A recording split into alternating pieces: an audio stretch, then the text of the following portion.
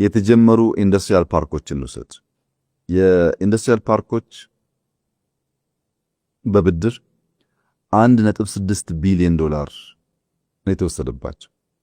$1.6 ቢሊዮን ምን ለማድረግ? ሪል ስቴት ለመስራት፣ ሼድ ለመስራት፣ ቤት ለመስራት። ኢንዱስትሪያል ፓርክ አንድ ሰርተህ በደም ውጤታማ ሲሆን 2-3 ማለት ትችላለህ።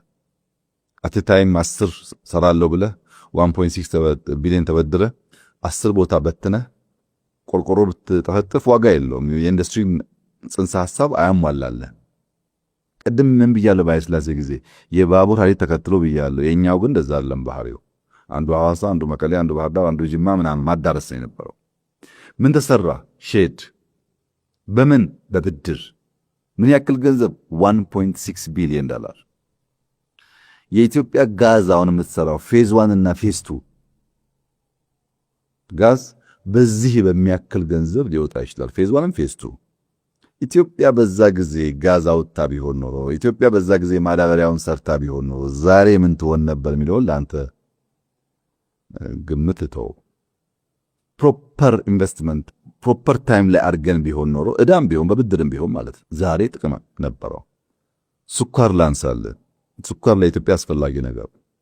ኢትዮጵያ ለረጅም ዓመታት ከንጉሱ ጊዜ ጀምራ ከሆላንዶች ጋር የሰራችበት ልምድ ያላት ኤሪያ ነው። ስኳር መስፋት አለበት፣ ምን ጥያቄ የለውም። ግን ነፍንጫ፣ ወንጪ፣ መተሃራን ወስርክ እንደሆነ በኢህአደግ ዘመን ስኳር እናስፋፋ ሳይባል ራሳቸውን የቻሉ ፋብሪካዎች ደሞዝ ከፍለው ትርፍ አመጥተው የሚንቀሳቀሱ ነበሩ። በኋላ ልክ እንደ ኢንዱስትሪያል ፓርኩ እዛም ስኳር ፋብሪካ በየክልሉ እናቋቁም ሲባል አንዳንዶች ፋብሪካዎች ራሳቸውን ችሎ መቆም ስለማይችሉ የፋብሪካ ቁመናቸውን አጡና እንደ አንድ ኩባንያ ኮርፖሬሽን ሆኑ። ፍንጫዋ ከሚያገኘው ትርፍ፣ ወንጂ ከሚያገኘው ትርፍ ወደ ሌሎች ፋብሪካዎች እንዲሄድ ተደርጎ ማለት ነው። እኛ ስንመጣ ሁሉም ፋብሪካዎች ሞተዋል።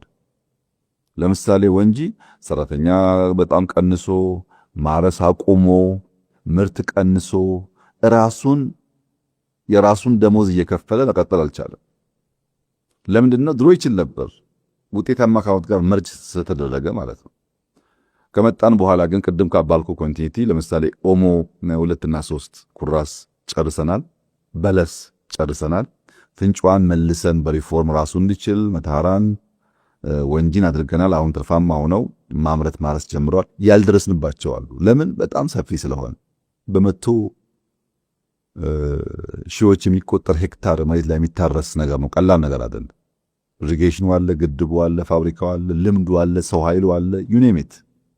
በዚህ ምክንያት ሁሉንም ነገር ማዳረስ አይቻልም። ግን 5ቱን ሰርተን ውጤታማ ስንሆን ሌላ 5 ጨምረን ቢሆንስ ብላ ያሰብክ እንደሆነ ምን ያክል ትርፋማ እንደሚያደርገን እንደ ሀገር መገንዘብ አያስቸግርም።